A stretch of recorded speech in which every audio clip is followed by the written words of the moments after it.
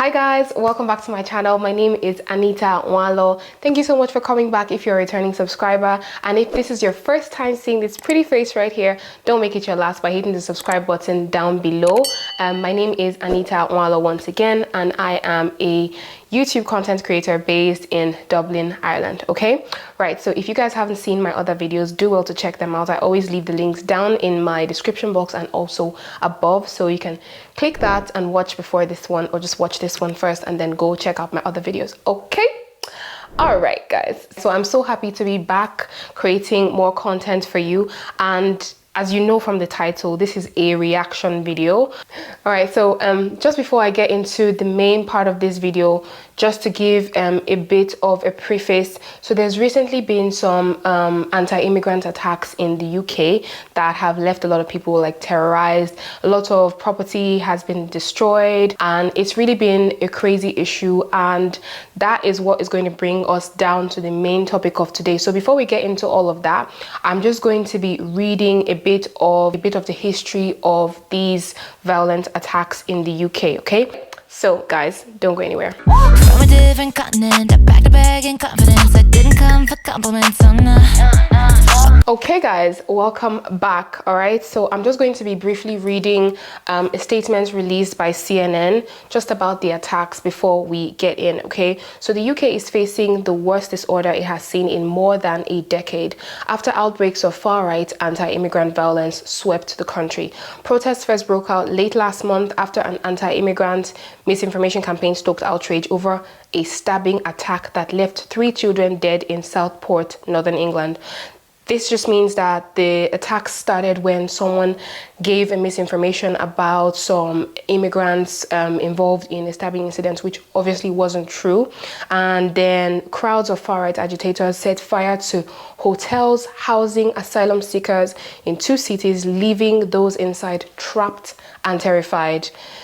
While throngs of rioters in other cities damaged public buildings and clashed with the police, throwing objects at officers and smashing their vehicles. Now, a lot of arrests have already been made, and about 100 of them have already been charged with different offenses. There's a certain man who has also been charged with 3 years imprisonment. There's a lot of cars that were destroyed and public property in general that was destroyed. Guys, it was really, really chaotic to the point where some of us immigrants here in Ireland were kind of scared, because sometimes we feel like the situation in Ireland sort of mirrors that in the UK. So like, we're always scared when something happens, something tragic happens in the UK, because it's like, is it going to affect us? Is this going to spread? I mean, just shortly before then, we had the burning of an asylum seekers hotel at Coolock here in Dublin, which was really scary, because these are people who haven't done anything and they literally have nowhere to go, and then they were being housed there. So they're just saying that Ireland is full, people should leave, and you know, racist statements like that. And this has really affected a lot of people. So now, that being said, like, my thoughts and prayers go out to the victims of these attacks. A lot of people have lost their cars as well because of these wicked attacks. And I know a lot of videos also went viral on the internet, like over the last couple of weeks from these incidents. You see videos of white guys ganging up on a black guy or black people and beating them up. There were stabbing incidents and whatnot. Like, it was really, really, really horrific and scary. But now we're going to be discussing Brendan's situation. Now, Brendan is actually a student, is a college student whose car got burned. And there was this foundation called Claire's Care that organized a GoFundMe. They opened a GoFundMe account for him, for people to be able to donate and contribute money for him to get a new car. Now, I'm just going to read some part of the news that was like released from Claire's Care due to the money that was generated from the GoFundMe. I think the money that they generated was about, will I say, 60 something K pounds. I'm not exactly sure of the figure, but just listen to this, guys. Unfortunately, there has been some fake news released that Brendan would only be getting 3,000 of the money raised. Brendan requested the following: a Mercedes-Benz SUV insurance for the year, his rent paid for the year, his university fees paid for. He was not concerned to send any monies to charities nor his colleagues that were also affected by the riots. Really now? Following this, we made the decision to stop the GoFundMe page as we felt the money had reached more than enough for that, especially thinking logically that Brendan would struggle with the upkeep of such an expensive car, given that he's a full-time student and limited to the hours he can work in addition to that. Unfortunately, someone released news to the paper that we would only be giving Brendan £3,000 of the monies raised, which resulted in our safety being jeopardized. So we have made the decision to refund everyone's money as we have not yet withdrawn it from the GoFundMe. Thank you to the kind-hearted people who donated. All right, great. So this is a great place to start. What I'd say is like you can actually have a good notion to do something, and then in execution you just mess everything up. So now this foundation raised this money for Brendan, and yes, Brendan then said, look, I don't want the kind of car I had before. I want a Mercedes Benz. For me, I particularly feel like if you are raising money from me, I feel like I should be at liberty to choose what I want to do with that money. If I say I don't want to buy the same type of car that was destroyed, it's actually nobody's business, to be honest. Like, it doesn't make any sense to say because he wants a more expensive car, we're not going to give him the money. Like, that was never a clause at the start when they started trying to raise money. So it doesn't make sense to me. And they decided to stop the GoFundMe page because they felt like he was not going to be giving the monies to charities or colleagues that were affected by the riots. Was that the goal? I ask. Was that actually the goal of opening that GoFundMe account? Because if it was, please, by all means, then they could do whatever they want to do. But you can't tell me that you're using my name, my face, my situation to raise money, and you are telling me what to do with the money, telling me because I'm not giving the money to charity, they can't give that amount to me. It makes more sense if from the beginning they would have said maybe 20% of the money generated will be going to charity or whatever. But to now decide because he has had more money that this is what they must do with the money, and then he's no longer going to get the money if he refuses, I feel like that is just fraudulent. I don't know, because it doesn't make sense to me. And when that was released, like it was actually quite a shocker to me. They were then highlighting the fact that he would struggle with the upkeep of such an expensive. So what's your business? Like, what is your business? If I say I want a Mercedes Benz and I say I'm going to be drinking Gary, it doesn't actually concern anyone. Do you know what I mean? So I was actually perplexed when I saw that. Then this is the part that actually even shocked me further. Okay, guys, just listen. So they came back to say, hi everyone, unfortunately there has been speculation about the amounts Brendan would be receiving.